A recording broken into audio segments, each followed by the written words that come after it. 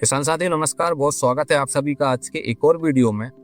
आज का जो वीडियो है वो यूरिया फर्टिलाइजर को लेकर के है, क्योंकि बहुत सारे किसान इस बात को लेकर कंफ्यूज रहते हैं कि यूरिया को हमें जमीन में देना चाहिए या फिर हमें यूरिया का स्प्रे करना चाहिए। कौन सा तरीका है जो हमें बेहतर रिजल्ट देगा। तो आज के वीडियो में हम इसी बात को पूरी तरह से क्लियर करेंगे।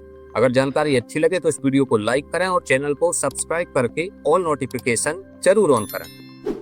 तो दोस्तों, अगर मैं आपको यूरिया फर्टिलाइजर की टेक्निकल चीजें बताऊंगा, साइंस बताऊंगा, कृषि विज्ञानी क्या कहते हैं ये बताऊंगा, तो विषय कठिन हो जाएगा और सामान्य किसानों की समझ से बाहर हो सकता है। इसलिए हम इस वीडियो को व्यवहारिक भाषा में समझेंगे, जिससे कि किसान इसे बिल्कुल आसानी से समझ सके। तो सबसे पहले आप समझिए कि यूरिया आपकी नज़र में फर्टिलाइजर है, लेकिन फसल के लिए वो फर्टिलाइजर नहीं है। फसल की नज़र में वो उसका भोजन है, यानी कि उसका खाना है। तो सीधी सी बात है, खाना कहाँ से मिलना चाहिए? मुंह से मिले और लीवर में पहुंचे, यानी कि पाचन तंत्र में पहुंचना चाहिए, तभी वो ठीक से पचेगा और तभी उससे सही पोषक तत्व शरीर को प्राप्त होंगे। फसल का जो पाचन तंत्र है वो होता है जड़। जड़ ही फसल का पाचन तंत्र है। इसका मतलब जड़ में जो फर्टिलाइजर पहुंचेगा वही सही ढंग से पोषण और वृद्धि करने लायक ऊर्जा फसल को दे पाएगा। लेकिन कुछ किसान, कुछ कृषि विज्ञानी भी बताते हैं कि यूरिया का 2% का घोल बनाइए और स्प्रे कर दीजिए। इसका कारण क्या है?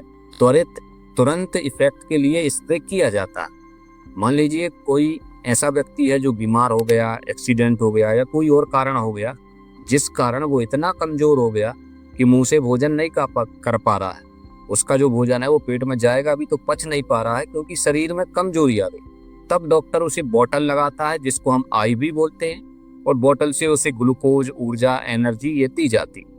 तो यूरिया का स्प्रे ठीक ऐसा ही है जैसे मरीज को बोतल दी जाती है। तो अगर आपकी फसल में कोई ऐसी परिस्थिति आ गई है आपके खेत में या आपके पास कि आप जमीन में यूरिया नहीं दे पाए या दे नहीं पा रहे हैं, तब की स्थिति में आप यूरिया का स्प्रे कर सकते हैं।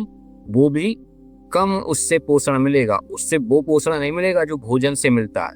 जैसे बोतल से वो पोषण नहीं मिल सकता जैसा भोजन से मिलता है, ठीक जमीन में दिए जाने वाले यूरिया की बराबरी स्प्रे करने वाला यूरिया कभी नहीं कर सकता। लेकिन स्प्रे का यूरिया तुरंत रिजल्ट देता है और जड़ में जब जाता है तो उसमें थोड़ा टाइम लगता है, लेकिन स्प्रे में तेजी से रिजल्ट आता है। तो अब हमें क्या करना चाहिए? स्प्रे करना चाहिए या जमीन में यूरिया देना चाहिए? इसका उत्तर है हमें दोनों करना चाहिए, क्योंकि जैसे हम जो भोजन खाते हैं उससे पूरी एनर्जी तो हमें नहीं मिलती, बहुत सारा वेस्ट भी चला जाता है। ठीक ऐसे ही हम जमीन में यूरिया देते हैं तो पूरा यूरिया फसल नहीं ले पाती। बहुत सारा वायुमंडल में भाप बन के उड़ जाता है, कुछ जमीन में पानी से नीचे बैठ जाता है, तो जितनी मात्रा दी पूरी मात्रा मिल नहीं पाती। इसलिए प्रयास ये करना चाहिए कि यूरिया को जमीन में भी दें और समय समय पर फसल को स्प्रे से भी यूरिया देते रहें। इससे उसे क्या होगा? नीचे से तो पोषण मिलेगा ही, साथ ही ऊपर से भी उसे तुरंत का जो त्वरित इफेक्ट है वो भी मिलता रहेगा।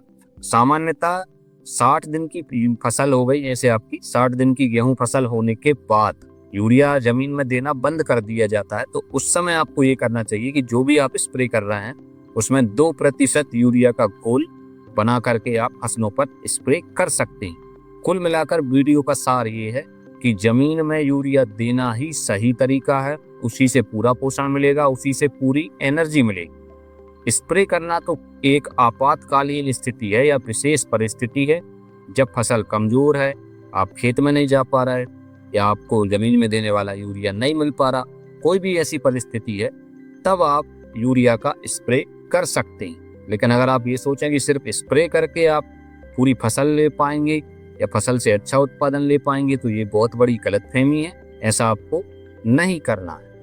तो आज की वीडियो में बस इतना ही। जल्दी ही मिलते हैं हमारे ऐसे ही किसी अन्य वीडियो में। तब तक के लिए जय हिंद, जय भारत।